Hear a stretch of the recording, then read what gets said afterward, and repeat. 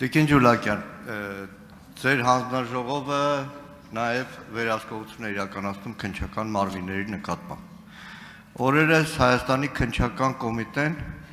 խայտառակագույն մի հաղորդագրություն տարածեց, որն այնքան ակներևեր մարդու անձնական տվյալների անձնական կյանքի մեջ միջամտությունը, որ եզակի բացառություն էր կարելի է ծափահարել մարդու իրավունքների պաշտպանը արագ արձագանքել։ Խոսքը վերաբերում է Հովիկ Աբրահամյանի որդու ձերբակալման հետ կապված անձնական տվյալների հրապարակ։ Դիմում եմ ձեզ, որպես պետահրավական հանձնաժողովի ապագա նախագահ, խտրական բան չեմ ասում, նաև որպես կին, ձեր դիրքորոշումը եւ ակնկալում եմ նաև դատապարտման խոսքը ապագայում քննչական կոմիտեին քաղաքական ճղճի նպատակներով նման խայտառակ հաղորդագրություններից զերծ մնալու համար։ Շնորհակալ եմ։ Շնորհակալ եմ հարցի համար, պարոն Մանուկյան, այո, ծանոթ եմ ես այդ հաղորդագրությանը, եւ եթե դուք ինձնից ուզում եք լսել հենց կոնկրետ այդ բառը դատապարտում, այո, դատապարտում եմ, բայց նաեւ պետք է ասեմ, որ սա կարծես թե առաջին դեպքը չէ, որ մենք ունենում ենք խնդիր հայտարարությունների հետ կապված, որտեղ որ անձնական տվյալների պաշտպանության իրավունքի հետ կապված խնդիր է արձանագրվում եւ այստեղ ես չեմ ուզում որ մենք պարտադիր տեսնենք դիտավորությունը, այլ գուցե պրոֆեսիոնալիզմի խնդիր։ Սա խնդիր է,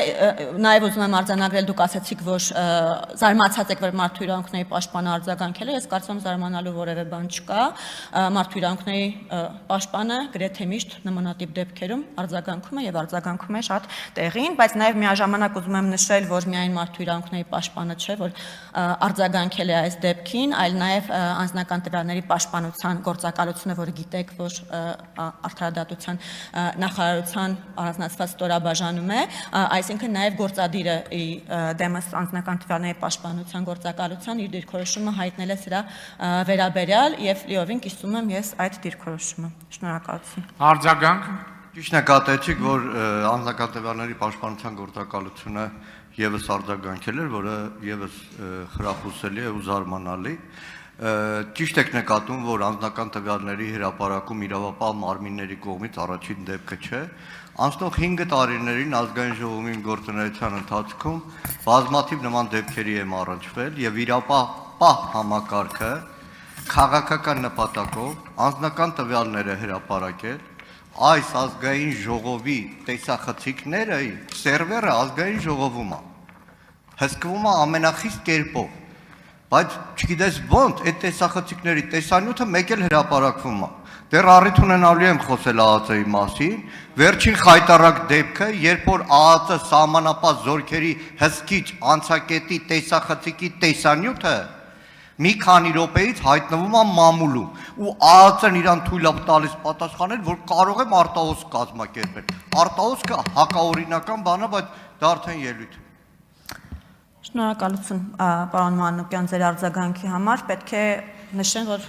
առհասարակ մեր երկրում շարունակում է խնդիր մնալ անձնական տվյալների պաշտպանությունը։ Մենք գրեթե բոլոր ոլորտներում այդ խնդիր ունենք, ես կարծում եմ, որ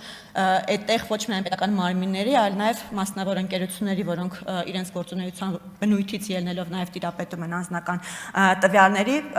մենք լրջագույն պրոֆեսիոնալիզմի խնդիր ունենք լուծելու եւ այս առումով անձնական տվյալների պաշտպանության գործակալության կարողությունների զարգացումը մեր առաջնահերթությունների մեջ է մտնում։ Պետք է ասեմ, որ նաեւ այն, որ անձնական տվյալների պաշտպանության գործակալությունը գործադիրի մաս է այս բային համարվում, խնդիր է դիտարկվել ոչ միայն մեր կողմից, այլ նաեւ միջազգային մեր գործընկերների կողմից եւ նաեւ այդ շրջանակներում պետք է նշեմ, որ արդեն քննարկվել է եւ առաջիկայում օրենսդրական համապատասխան փոփոխություններ ենթադրող նախագիծը կուղարկվի ազգային ժողով, կառավարության կողմից կհաստատվի եւ կուղարկվի ազգային ժողով, որ ինքնավար մարմին կդառնա այս գործակալությունը։ Առիթ կունենամ դեր անդրադառնալ